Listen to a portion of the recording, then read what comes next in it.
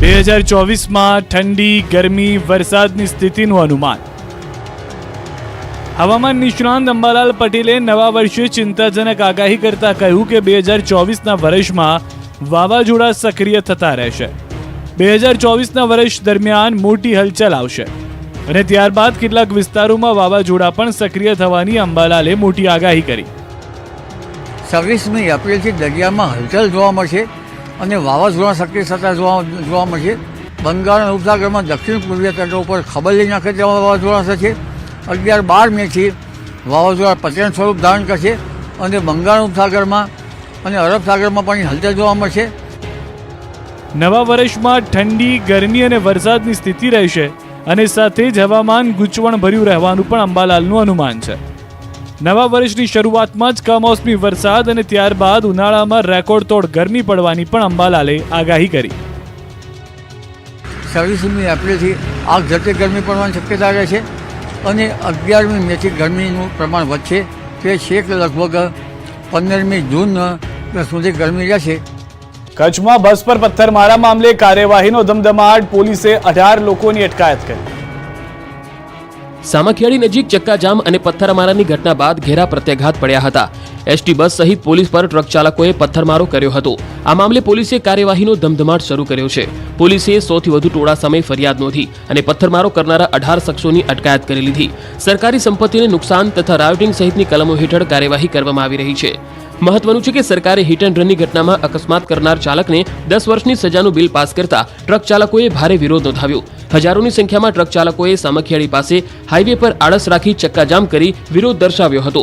વિરોધ પ્રદર્શનમાં અમુક સામાજિક તત્વો દ્વારા ઉશ્કેરણી કરાતા પથ્થરમારો કરાયો હતો. સુરત પોલીસનું મોટું ઓપરેશન. ઝારખંડમાંથી 21 વર્ષીય હત્યાના આરોપીને દબોચી લેવાયો. ફિલ્મી સ્ટોરીને ટક્કર મારે તેવી સુરત પોલીસે કામગીરી કરી બતાવી. હત્યા કર્યા અને 21 વર્ષ વીતી ગયા. કેટલી તપાસ બાદ પણ હત્યારો હાથમાં નહોતો આવતો. આટલા વર્ષો બાદ પણ પોલીસે હાર ન માની અને કોઈ પણ રીતે હત્યારા સુધી પહોંચવાના પ્રયત્નો યથાવત રાખ્યા. આ વખતે પોલીસે હત્યારાને દબોચી લેવા અનોખો કિમિયો અપનાવ્યો.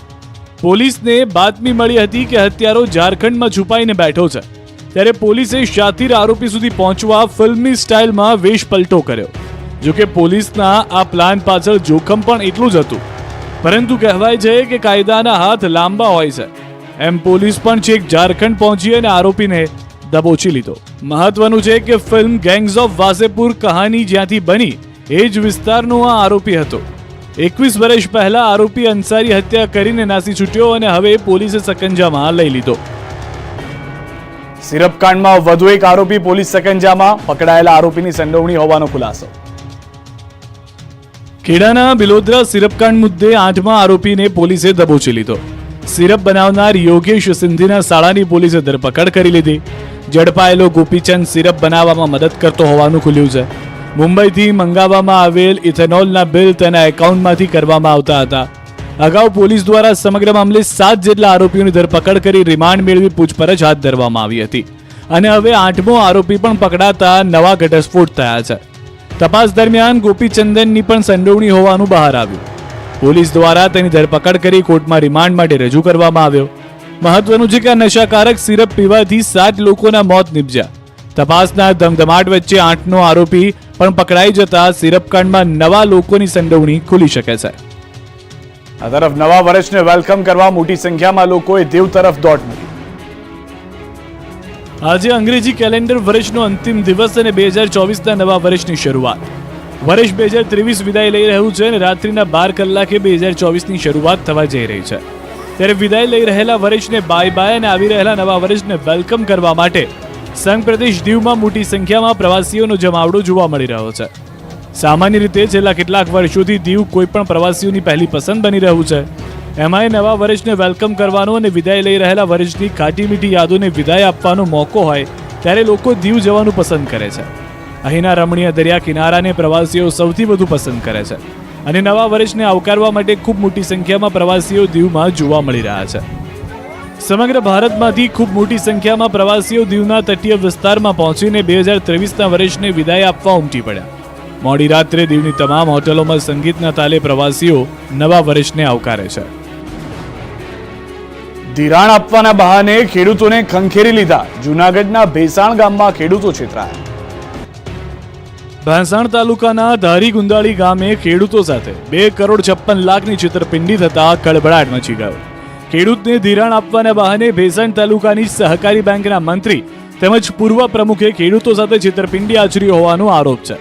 આ અંગે સહકારી બેંકના ખેડૂત સભાસદોએ ફરિયાદ નોંધાવી, જેના આધારે પોલીસે બંને આરોપીની ધરપકડ કરી અને તેમની સામે વધુ તપાસ હાથ ધરી. આ તમામ આરોપીઓ દ્વારા કુલ 40 ખેડૂત સભાસદોને મળતા ધિરાણથી વધારે ધિરાણ આપી કરોડોની છેતરપિંડી આચરી હોવાનો આક્ષેપ છે.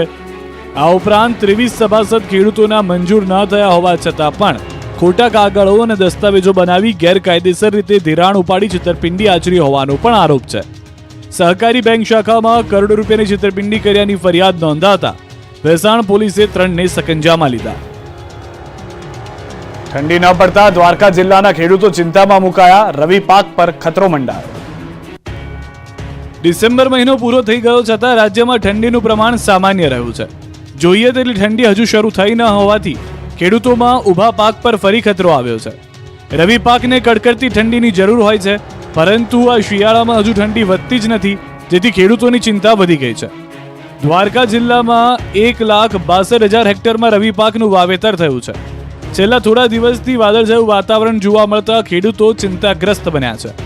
ખેડૂતોએ જીરું, ચણા, ધાણા, ઘઉંના પાકનું વાવેતર કરી દીધું હતું, ત્યારે ઠંડી નહીં પડવાને કારણે ખેડૂતોને વાવેલા પાકમાં નુકસાન જવાની ચિંતા સતાવી રહી છે.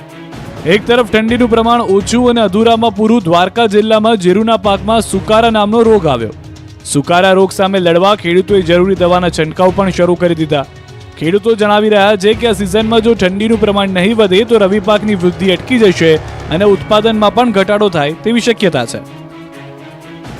2023ના વર્ષમાં સ્ટેચ્યુ ઓફ યુનિટીમાં પ્રવાસીઓ રેકોર્ડ તોડ્યો. નવા વર્ષ પહેલા એસઓયુ રોશનીથી ઝળહળ્યું. નવા વર્ષને વધાવવા માટે સ્ટેચ્યુ ઓફ યુનિટીમાં રેકોર્ડ બ્રેક પ્રવાસીઓ ઉમટ્યા. અત્યાર સુધીમાં 2.5 કરોડ પ્રવાસીઓ મુલાકાત લઈ ચૂક્યા છે. આજે 31st મનાવવા માટે પ્રવાસીઓનો ધસારો જોવા મળ્યો.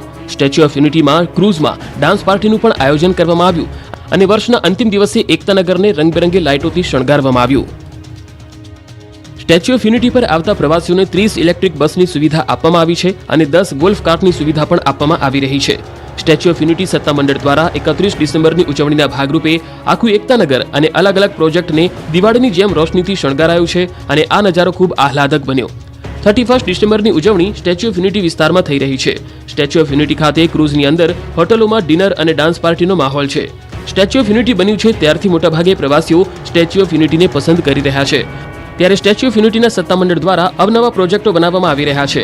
હાલ 2023ને બાય બાય કરવા અને 2024ને આવકારવા માટે આખું એકતાનગર દુલ્હનની જેમ સજાવવામાં આવ્યું છે. રવિવાર અને વર્ષનો અંતિમ દિવસ હોવાથી સાપુતારા પ્રવાસીઓથી ઉભરાયું. ગિરિમથક સાપુતારા ખાતે નવા વર્ષ 2024ને આવકારવા જિલ્લા વહીવટીતંત્ર સહિત હોટલો સજ્જ બની છે. દર વર્ષે 31 ડિસેમ્બરે પ્રવાસીઓ સાપુતારા ખાતે પરિવાર સાથે આવી ઉજવણી કરે છે. આ વખતે પણ સાપુતારામાં મોટી સંખ્યામાં પ્રવાસીઓ ઉમટી પડ્યા. ગિરિમથક સાપુતારા ખાતે 31મી ડિસેમ્બરના રોજ સરકારી ગુજરાત ટુરિઝમ સહિત ખાનગી હોટલમાં એડવાન્સ બુકિંગ કરાવીને લોકો આવી પહોંચ્યા. નવા વર્ષને આવકારવા તેમજ પ્રવાસીઓને મનોરંજન પૂરું પાડવા તમામ હોટલોમાં ડીજે, ઓર્કેસ્ટ્રા સહિત સાંસ્કૃતિક કાર્યક્રમોનું આયોજન કરવામાં આવ્યું. આ વખતે 31 ડિસેમ્બરે રવિવારે રજા આવતી હોય નવા વર્ષને આવકારવા પ્રવાસીઓમાં થનગનાટ જોવા મળ્યો. નવા વર્ષને આવકારવા માટે સ્થાનિક ડાંગી નૃત્ય સાથેનું પણ આયોજન કરાયું. આ ઉપરાંત સાપુતારાના સુંદર વાતાવરણની મજા લૂંટવા માટે કેટલાય પ્રવાસીઓએ એડવાન્સ બુકિંગ કરાવ્યું. સાપુતારામાં પ્રવાસીઓની ભીડ જોતા પોલીસ સહિતનું તંત્ર પણ એલર્ટ મોડ પર છે. આ તરફ દમણમાં પણ વર્ષ 2024ને વધાવવા માટે લોકો ઉત્સુક બન્યા. લાઇટોથી ઝગમગી ઉઠ્યું દમણ. 2023ને અલવિદા કહેવા અને 2024ને આવકારવા માટે દમણમાં ઉત્સાહનો માહોલ છવાયો. 31ની ઉજવણીના આયોજન રૂપે હોટલ અને રિસોર્ટને લાઇટોથી શણગારવામાં આવ્યા. ગુજરાત સહિત મહારાષ્ટ્ર અને અન્ય રાજ્યોમાંથી પણ પ્રવાસીઓ દમણમાં ઉજવણી કરવા આવી પહોંચ્યા. રંગીન લાઇટોથી શણગારેલી હોટલ અને રિસોર્ટ પ્રવાસીઓ માટે આકર્ષણનું કેન્દ્ર બન્યા. નવા વર્ષની ઉજવણીને લઈ દમણમાં અત્યારે દિવાળી જેવો માહોલ છે. મહત્વપૂર્ણ છે કે દરિયા કિનારે આવેલ દમણ જાણીતું પર્યટન સ્થળ છે, જ્યાં સમગ્ર ગુજરાત ઉપરાંત મહારાષ્ટ્ર અને દેશના અન્ય રાજ્યોમાંથી પણ પર્યટકો પરિવાર સાથે 31 ડિસેમ્બર અને નવા વર્ષની ઉજવણી માટે પહોંચે છે. આ વર્ષે પણ દમણમાં પર્યટકોની ભીડ જામી છે, જેમને આકર્ષવા દમણના હોટલ અને રિસોર્ટ પ્રવાસીઓથી ધમધમી ઉઠ્યા છે. ઠેર ઠેર રંગબેરંગી લાઇટો લોકોના મન મોહી રહી છે. તો હોટેલો અને રિસોર્ટમાં પણ 31ની ઉજવણી માટે ડીજે અને ડાન્સ પાર્ટીનું પણ આયોજન કરવામાં આવ્યું છે. અમદાવાદની સુંદરતામાં વધુ એક મોરપીંછ ઉમેરાશે. સાબરમતી નદી પર બનશે પહેલો iconic bridge. Atal foot over bridge બાદ અમદાવાદમાં વધુ એક આઇકોનિક બ્રિજ તૈયાર કરવામાં આવશે. સાબરમતી નદી પર રબર બેરેજ કમ બ્રિજની ડિઝાઇન તૈયાર કરવામાં આવી. આધુનિક ડિઝાઇન ધરાવતો આ બ્રિજ તૈયાર કરવાને લઈ વાહન વ્યવહારને માટે મોટી રાહત મળશે. સાથે સાબરમતી નદીમાં પાણીનો જથ્થો પણ રોકી શકાશે. બ્રિજ ખૂબ જ મહત્વની યોજનારૂપ સાબિત થશે. નવીન બ્રિજ એક અલગ જ ઓળખ ઊભી કરશે. આ બ્રિજ રિવરફ્રન્ટ પ્રોજેક્ટ અંતર્ગત તૈયાર કરવામાં આવશે. સાબરમતી નદી પર વાહનોની અવરજવર માટેનો એક અલગ જ પ્રકારની ડિઝાઇનનો આ બ્રિજ તૈયાર કરવામાં આવશે, જે અમદાવાદની એક આગવી ઓળખ ઊભી કરશે. ગુજરાતમાં અત્યાર સુધી નદીના પાણીને રોકી શકાય તે માટે એક પણ રબરથી સંચાલિત બેરેજ બનાવવામાં આવ્યો નથી. આ આઇકોનિક રબર બ્રિજથી પાણી રોકીને સ્ટોર કરી શકાશે. જરૂરિયાતના સમયે આ રબર સામાન્ય સ્થિતિમાં આવી જતા નદીના લેવલે આવી જશે, જેથી પૂરના સમયે અથવા વહેતા પાણીમાં અવરોધરૂપ પણ બનશે નહીં. આ 6 લેનનો બેરેજ કમ બ્રિજ બનાવવા પાછળ અંદાજિત રૂપિયા 325 કરોડ રૂપિયાનો ખર્ચ કરાશે. દ્વારકામાં ખુલશે વિકાસના નવા દ્વાર. સબમરીન બાદ ડોલ્ફિન ક્રૂઝ શરૂ થવાના એંધાણ. નવા વર્ષે